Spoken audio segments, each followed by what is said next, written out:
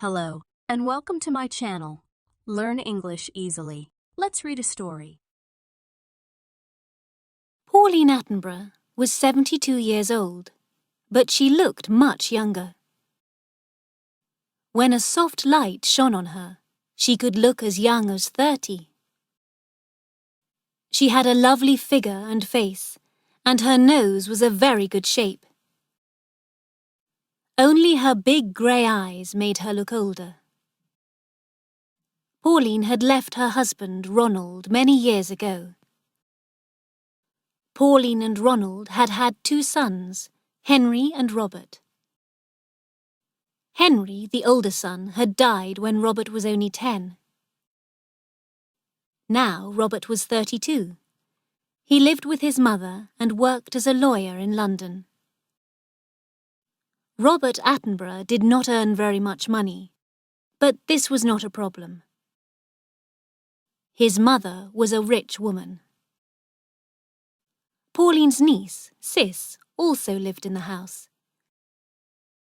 Her father, Ronald Attenborough's brother, had died 5 years ago.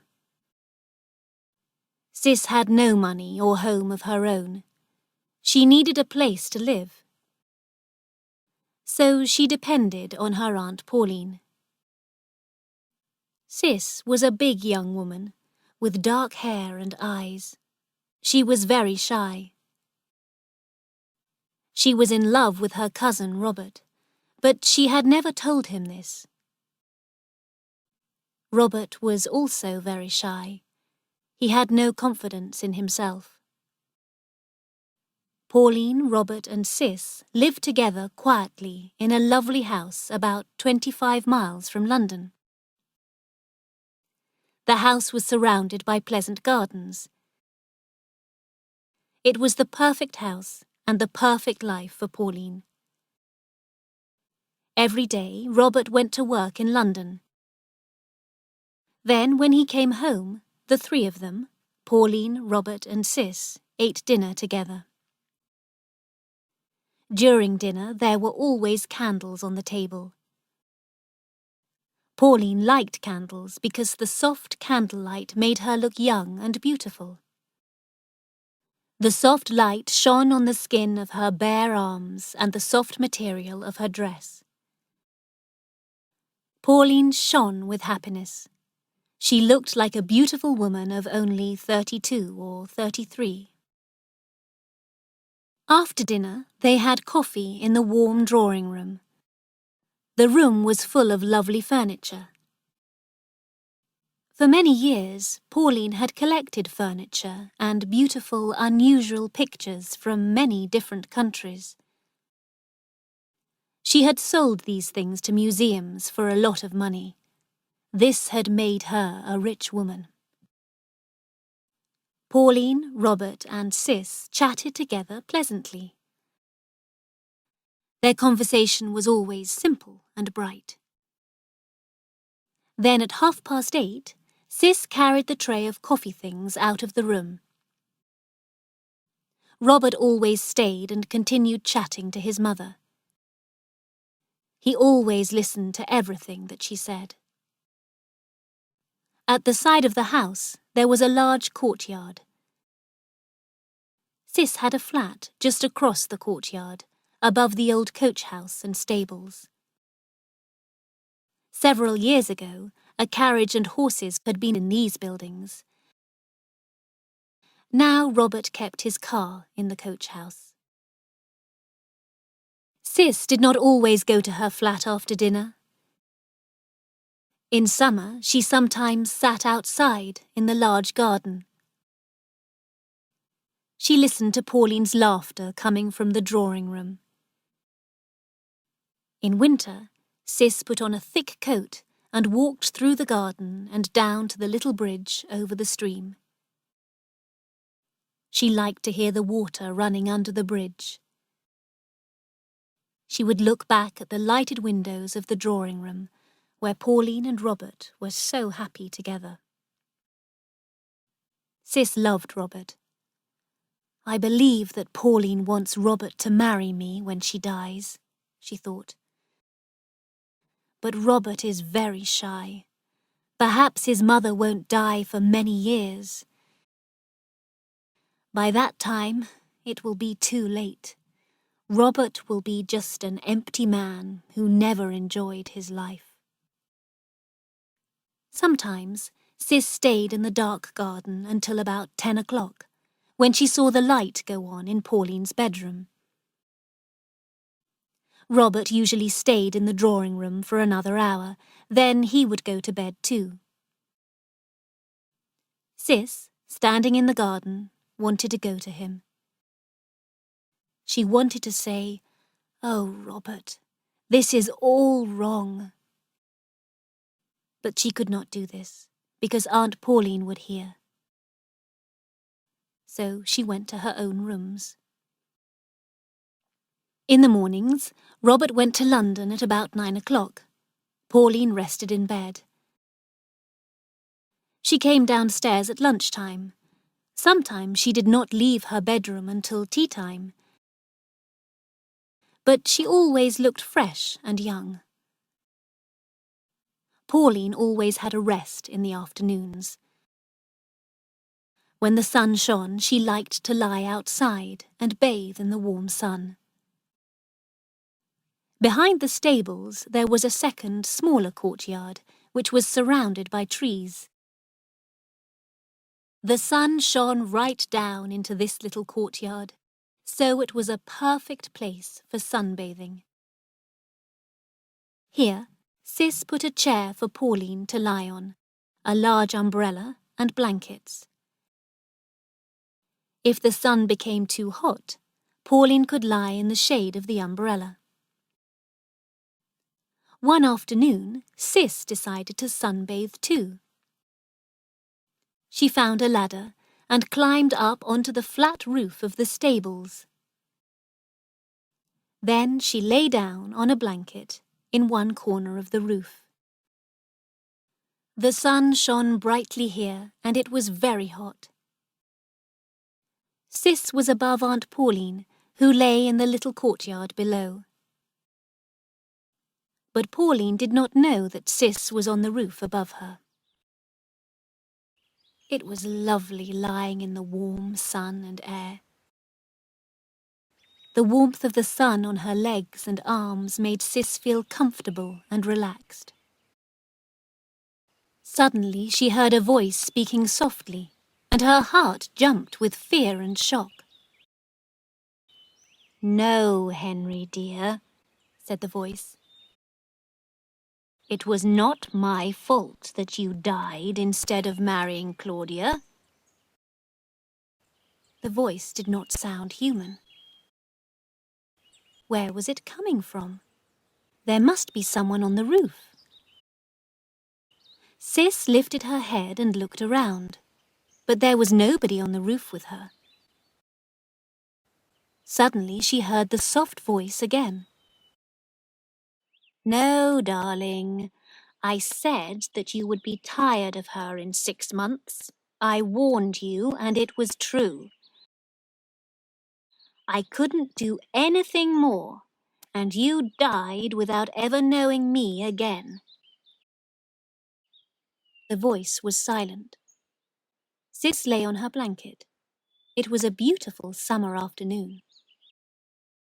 Did the voice belong to a ghost? Siss hated the idea of ghosts, spirits, and magic. Then she heard a deep sigh, and the strange voice spoke again.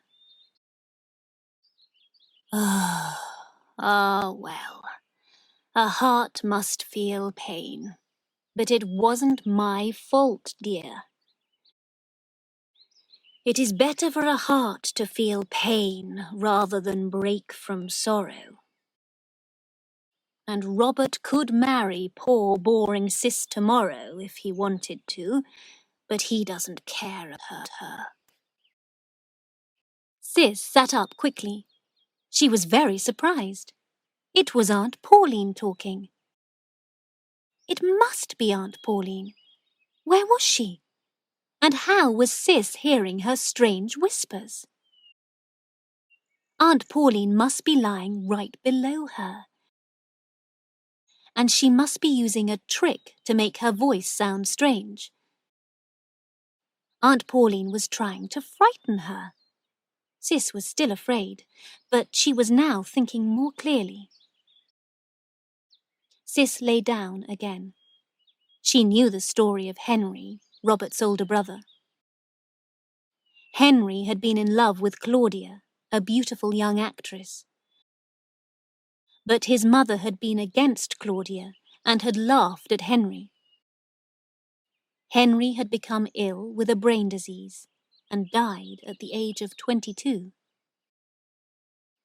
"I think that I should get up now," the voice was saying. "I've had enough sun. A woman might live forever if she has enough sun, love, and good food. I truly believe a good life will make me live forever." "That is certainly Aunt Pauline's voice," Siss said to herself. "How horrible! I'm hearing Aunt Pauline's thoughts." Siss turned and looked down in front of her. She was staring at a hole in the corner of the roof. The lead gutter, the pipe for taking away the rainwater, went down into this hole. The water then came out of the rainpipe near the ground. Suddenly, a sigh and a whisper came out of the hole.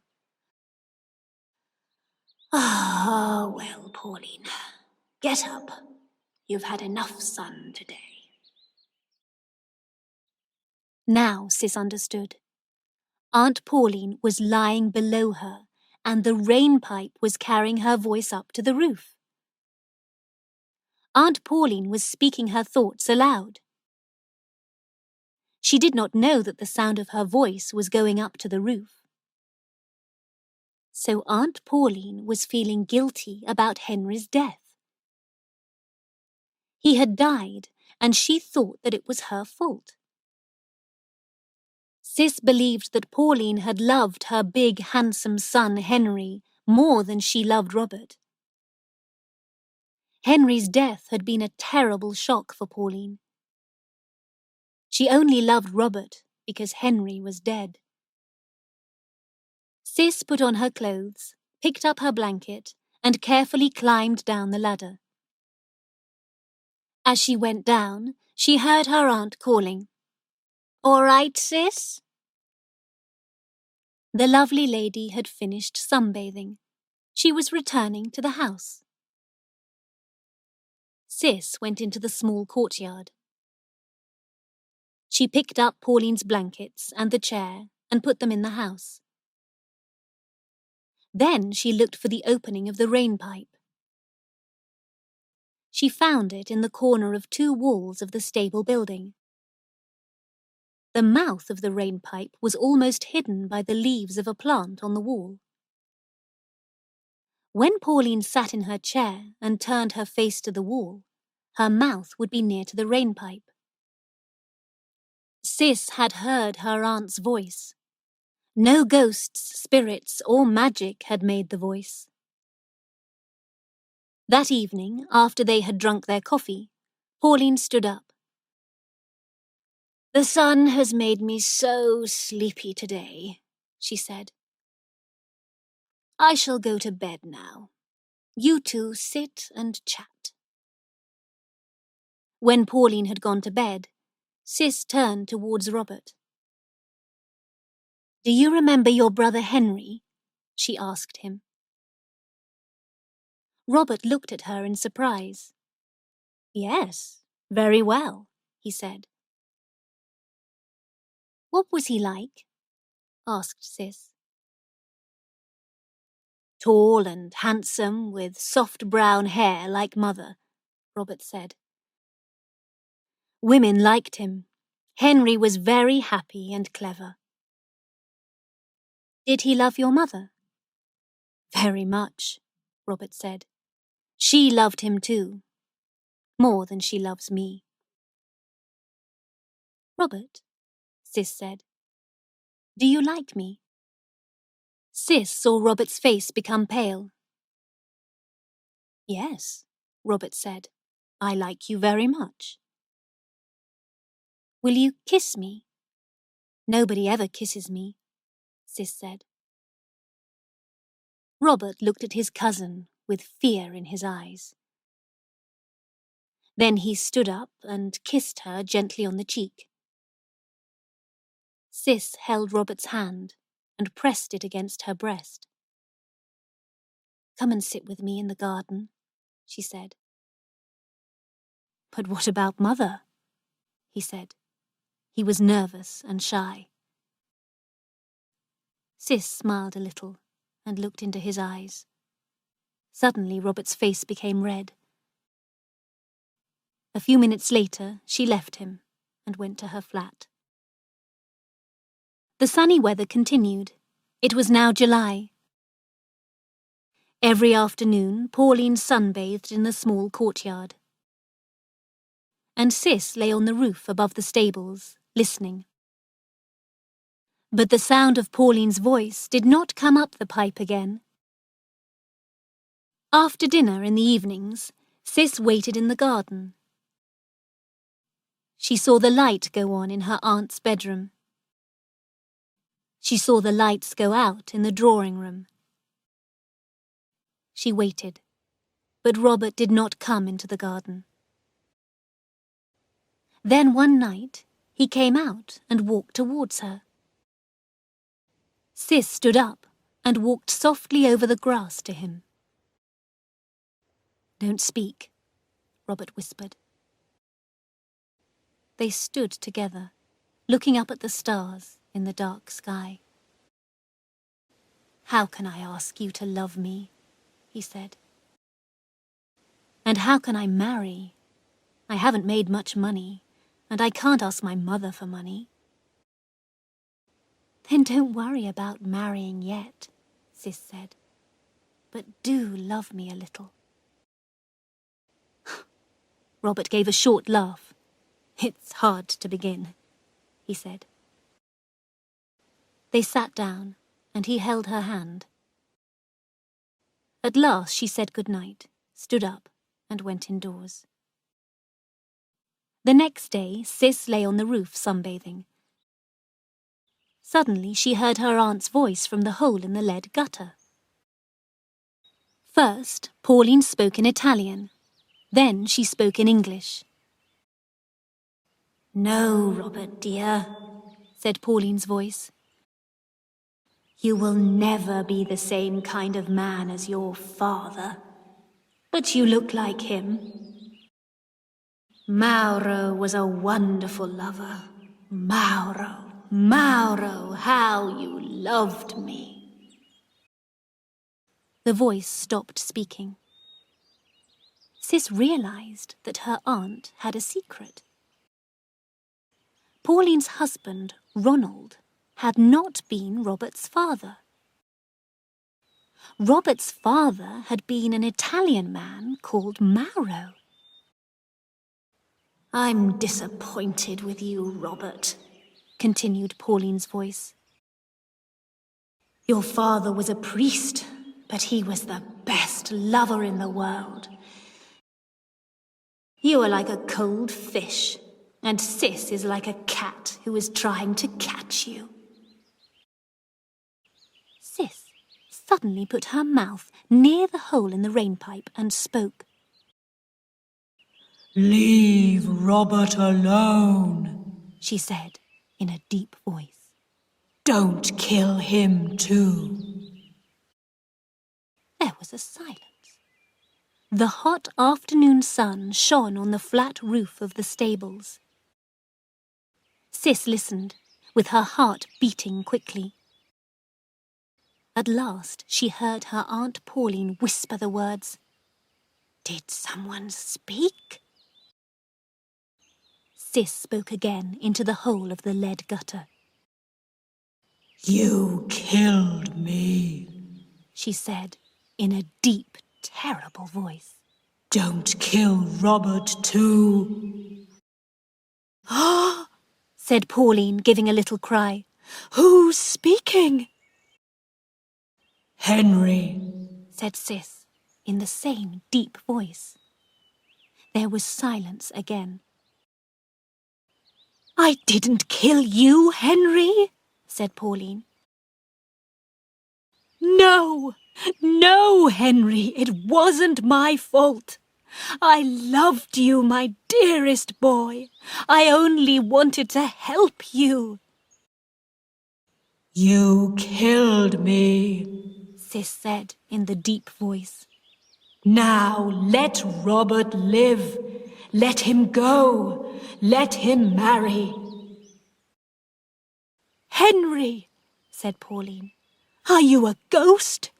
Have you come to punish me for your death?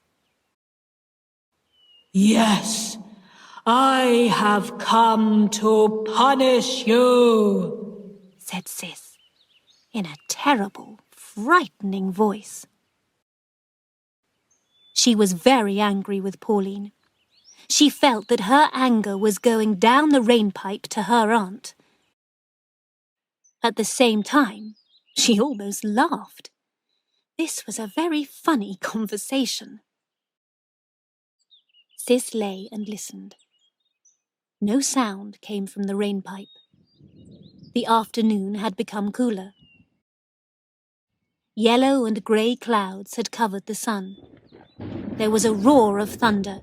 A storm was coming. Siss dressed quickly, went down the ladder, and ran to the corner of the stables. Aunt Pauline, she called, did you hear thunder? Yes. I am going indoors, her aunt replied in a weak voice. Don't wait for me. Siss watched her aunt go inside the house. The sky was growing darker. Siss took the blankets and the chair and hurried inside. Then the storm began. Pauline did not come downstairs to tea because she did not like thunder. Robert did not arrive home until after tea. By this time, the rain was pouring down. Siss went to her flat and got ready for dinner. She put on a pretty white dress and fastened some white flowers at her breast. When she went into the drawing room, Robert was waiting. He was standing by the drawing room window and listening to the rain falling. He now had a different look on his face as he watched her. The drawing room was lit by the soft light of a table lamp. Siss walked towards the bookshelves near the door. When she heard the door opening softly, Siss suddenly turned on the switch of the ceiling light. Her aunt, wearing a black dress, stood in the doorway. The strong, hard light showed her face clearly. Pauline was wearing makeup, but her face looked old and full of hate.